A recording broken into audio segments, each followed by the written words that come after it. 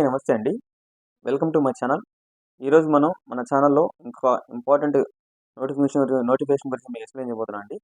ఇదొచ్చేసి మనకు యూపీఎస్సీ నుంచి రావడం జరిగింది. యూనియన్ పబ్లిక్ సర్వీస్ కమిషన్ నుంచి.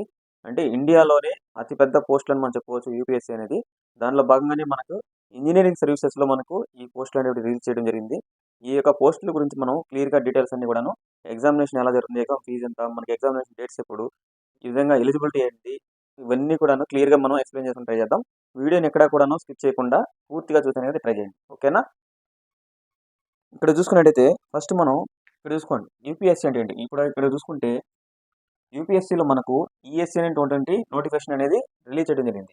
యూనియన్ పబ్లిక్ సర్వీస్ కమిషన్ అన్నమాట ఇది. ఓకేనా? దీంట్లో ఈఎస్సీ ఓకేనా?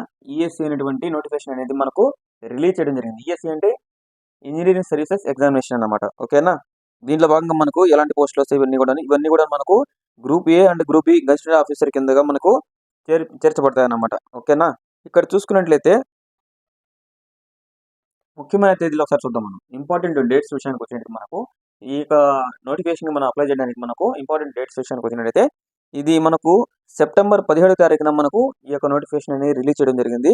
అక్టోబర్ 7th అనేది మనకు లాస్ట్ డేట్ అయితే ప్రొవైడ్ చేస్తున్నారన్నమాట. అక్టోబర్ 7th అనేది చాలా తొందరలోనే ఉందన్నమాట. ఎవరన్నా ఎలిజిబుల్ క్యాండిడేట్ ఎవరున్నా సరే అట్లాంటి వాళ్ళందరూ కూడాను వీరైనందరూ అందరూ కూడాను ఎవరైతే బీఏ అండ్ బీటెక్ చేస్తున్నారో అలాంటి వాళ్ళందరూ కూడా అప్లై చేసుకునేది ట్రై చేయండి. ఓకేనా?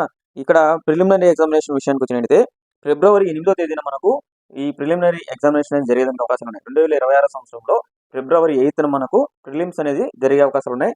అదేవిధంగా మెయిన్స్ విషయానికి వచ్చినట్టయితే జూన్ 21, 2026 సంవత్సరంలో మనకు ఈ ఎగ్జామ్స్ అనేది మెయిన్ ఎగ్జామ్ అనేది జరిగేదానికి అవకాశాలు ఉన్నాయి. ఇక్కడ చూసుకున్నట్టయితే టోటల్ పోస్ట్ అంటే మొత్తం పోస్టుల విషయానికి వచ్చినట్టయితే మనకు వచ్చేసి 474 అంటే 474 పోస్టులు అనేటివి రిలీజ్ చేయడం జరిగింది. నెక్స్ట్ ఇక్కడ చూసుకున్నట్టయితే ఎలిజిబిలిటీ అంటే ఈ యొక్క నోటిఫికేషన్ మనం అప్లై చేసుకోవాలంటే మనకి ఎలాంటి ఎలిజిబిలిటీ ఉండాలి. ఎలిజిబిలిటీ అనేది చాలా ఇంపార్టెంట్. ఇక్కడ చూసుకున్నట్టయితే జనరల్ ఇక్కడ వయసు వచ్చేసి ఏజ్ లిమిట్ చూసుకున్నట్టయితే మనకి 21 సంవత్సరాల నుంచి 30 సంవత్సరాల్లో మనకు ఏజ్ లిమిట్ అనేది ఇవ్వడం జరిగింది. దాంతోపాటు అడిషనల్గా ఏదైతే SC ST BC reservation category ఏదైతే ఉందో అవన్నీ కూడా మీకు వర్తించేదానికి అవకాశాలు ఉన్నాయి. ఏజ్ రిలాక్సేషన్ అంతా కూడా వర్తించేదానికి అవకాశాలు ఉన్నాయి అన్నమాట. ఇక్కడ క్వాలిఫికేషన్ పరంగా చూసుకున్నట్టయితే బ్యాచిలర్ ఆఫ్ ఇంజనీరింగ్, అదేవిధంగా బ్యాచిలర్ ఆఫ్ టెక్నికల్ ఎడ్యుకేషన్ ఎవరైతే ఉన్నారో అట్లాంటి వాళ్ళు సివిల్ కావచ్చు, మెకానికల్ కావచ్చు, ఎలక్ట్రికల్ బ్యాక్గ్రౌండ్ వీళ్ళందరూ కూడాను ఈ యొక్క పోస్టులకి అయితే అప్లై చేసుకోవచ్చు. ఓకేనా?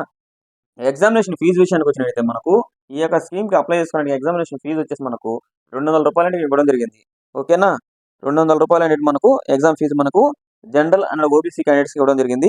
అదేవిధంగా SC ST physical handicapped women category వీళ్ళందరికీ కూడాను ఫీజు అనేది 0 అనేది ఇవ్వడం జరిగింది. అంటే వాళ్ళకి ఎలాంటి ఫీజు అనేది వర్తించదన్నమాట. ఓకేనా? ఈ యొక్క పేమెంట్ మనం క్రెడిట్ కార్డు కావచ్చు, డెబిట్ కార్డు కావచ్చు, ఏదైనా మనం చెల్లించవచ్చు. నెక్స్ట్ కూడా చూసుకున్నట్టయితే సెలక్షన్ ప్రాసెస్, ఈ యొక్క సెలక్షన్ ప్రాసెస్ ఎలా జరుగుతుంది? ఓకేనా? ఈ పోస్టులకు సంబంధించి సెలక్షన్ ప్రాసెస్ విషయానికి వచ్చినట్టయితే మనకు ప్రిలిమ్ ఎగ్జామినేషన్ వచ్చేసి మనకు ఆబ్జెక్టివ్ టైప్లో ఉంటుంది. మెయిన్స్ వచ్చేసి మనకు డిస్క్రిప్టివ్ టైప్లో ఉంటుంది. దాని తర్వాత మనకు పర్సనాలిటీ టెస్ట్, అదేవిధంగా ఇంటర్వ్యూ బేస్ ఆధారంగా మనకు ఈ యొక్క పోస్టులు అనేటివి ఇవ్వడం అయితే జరుగుతుందన్నమాట. ఓకేనా?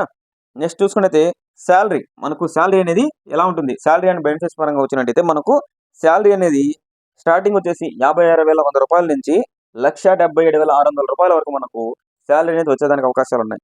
బెనిఫిట్స్ దాంతో పాటుగా మనకు అడిషనల్గా హెచ్ఆర్ఏ కావచ్చు, డిఏ కావచ్చు, మెడికల్ అలవెన్స్, ఏ విధంగా పెన్షన్ బెనిఫిట్స్ అన్నీ కూడా మనకు ఈ యొక్క పోస్ట్తో పాటు ఈ శాలరీతో పాటు అడిషనల్గా ఇవన్నీ కూడా మీకు ఇచ్చేదానికి అవకాశాలు అయితే చాలా ఎక్కువగానే ఉన్నాయన్నమాట.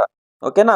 ఈ యొక్క పోస్టులకు మనం ఎలా అప్లై చేసుకోవాలి అంటే హౌ టు అప్లై, ఎలా అప్లై చేసుకోవాలనుకుంటే మనకి ఏదైతే ఉందో యూపీఎస్సీ అఫిషియల్ వెబ్సైట్ ఏదైతే ఉందో దాని ద్వారా కూడా మనం అప్లై చేసుకోవచ్చు. అలా కాదు అనుకుంటే మీరు freejobalert.com అనేటువంటి వెబ్సైట్ ద్వారా కూడా మీరు డైరెక్ట్గా లాగిన్ మీరైతే అప్లై అయితే చేసుకోవచ్చు. ఎలాంటి ప్రాబ్లం అయితే లేదు. ఓకేనా? తర్వాత ఇంక చూసుకుంటే కన్క్లూజన్ విషయానికి వచ్చినట్టయితే ఎవరైతే ఎలిజిబుల్ క్యాండిడేట్స్ ఉన్నారో, ఓకేనా, యూపీఎస్సీ అనేది ఆల్ ఓవర్ ఇండియా కాబట్టి ఇండియాలో ఉన్నటువంటి ప్రతి స్టూడెంట్స్ కూడా ఈ యొక్క పోస్ట్కి అయితే అప్లై చేసుకోవచ్చు. ఓకేనా? పలానా స్టేట్ అనే రూల్ అయితే ఏం లేదు.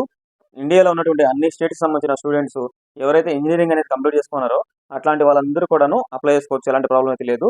ఎలిజిబిలిటీ ఉన్న వాళ్ళు ఎవరైనా సరే దీనికి అప్లై చేసుకునే ట్రై చేయండి. ఎందుకంటే ఇది ఒక మంచి పోస్ట్, అదేవిధంగా మంచి అవకాశం కూడా మనం చెప్పవచ్చు. ఎందుకంటే ఈ యొక్క పోస్ట్ అనేది వస్తే వాళ్ళ యొక్క స్థాయి అనేది కూడా మనం చెప్పాల్సిన అవసరం లేదు. మీకు అందరికీ అర్థమైపోతుంది యూపీఎస్సీ అనేది ఎలా ఉంటుంది అనేది. అందుకోసం ఎవరు కూడాను ఎలిజిబిలిటీ ఉన్న వాళ్ళు స్కిప్ చేయకుండా అప్లై చేసుకొని ఎగ్జామ్కి అయితే అటెండ్ అయితే ట్రై చేయండి. ఓకేనా? All the best. Thank you.